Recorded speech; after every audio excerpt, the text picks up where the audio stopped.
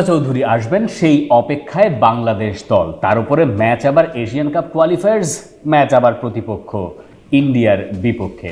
সবকিছু মিলিয়ে বাংলাদেশ দলের যে অফিসিয়ালি ক্যাম্পটা শুরু হলো শুক্রবার থেকে, সেখানে বাড়তি একটা মাত্রা, সেটাকে আপনি উন্মাদনা বলতে পারেন, সেটাকে আপনি বলতে পারেন হামজা চৌধুরীকে ঘিরে অনেক বেশি আগ্রহ।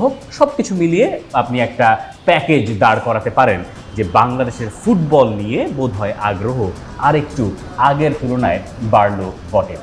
এই যে শুক্রবারে প্লেয়াররা একে একে ক্যাম্পে এসে যোগ দিলেন, ক্যাম্প বলতে হোটেল, যেখানে তারা থাকবেন দিন 4 বা 5, এরপরে তারা চলে যাবেন সৌদি আরবে। এই জায়গায় বলার আসলে কি আছে? দেশ জুড়ে তোলপা ওয়ালটন ফ্রিজ কিনে আপনিও হয়ে যেতে পারেন মিলেনিয়ার। এই যে জাতীয় দলগুলো যখন তাদের ক্যাম্পে ফেরে, তখন আমরা দেখতে পাই সাধারণত এক একজনকে এক এক পোশাকে ক্যাম্পে প্রবেশ করতেন। যেমন আপনাকে খুব মজার একটা ছবি দেখাই। ইব্রাহিমা কোনাতে, লিভারপুল ডিফেন্ডার, যখন ফ্রান্স জাতীয় দলে সবশেষ ক্যাম্পে যোগদান করছিলেন, তখন এই ছিল তার ড্রেস আপ। এবং সেটা দেখে মোটামুটি যারা ওখানে ক্যামেরা নিয়ে প্রস্তুত ছিলেন সবাই একটু ভড়কে গেছেন, এক একজনের এক এক রকম ড্রেস আপ।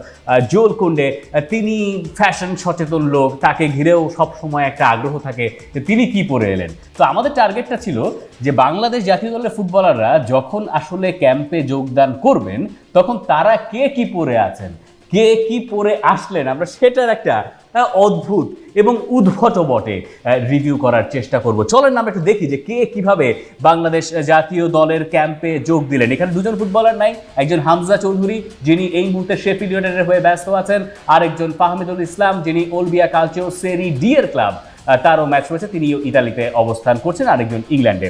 এই দুজন চলে আসবেন 17 তারিখের ভেতরে, এপ্রিল মাসের 17 তারিখের ভেতরে বাংলাদেশ দলের সঙ্গে যোগ দেবেন এবং এরপরে তারা ইন্ডিয়াতে খেলতে যাবেন। তো আমরা শুরু করি, আসেন যে কাকে কাকে দিয়ে শুরু করা যায়। প্রথমে আমরা একটু দেখতে পাই যে তপু বর্মন, তিনি মোটামুটি তার ওই কালো শার্ট আর জিন্স, এর বাইরে সাধারণত তাকে খুব বেশি অন্য কোনো জামা কাপড়ে আপনি দেখবেন না, যেমনটা আপনি এখানে দেখছেন। এটাই তার সচরাচর ড্রেস আপনি বলতে পারেন। এরপরে সবচেয়ে স্টাইলিশ যারা রয়েছেন তাদের ভেতরে একজন রহমত মিয়া, তার এন্ট্রান্সটা একটু আলাদা, নিজেই ড্রাইভ করে এসছেন এবং তারপর তিনি নামলেন ওই জায়গাতে। রহমত মিয়া আবারও জাতীয় দলে ঢুকছেন, তারও একটা বাড়তি আগ্রহ থাকার কথা। 30 জনের একটা বাংলাদেশ স্কোয়াড পাওয়া গেছে, 38 থেকে কমে সেটা 30-এ দাঁড়িয়েছে। এরপরে যদি আপনি আসেন বাংলাদেশ ক্যাপ্টেন জামাল ভুঁইয়ার দিকে, জামাল ভুঁইয়া ন্যাশনাল টিমে অনেকদিন পরে আসছেন এবং ন্যাশনাল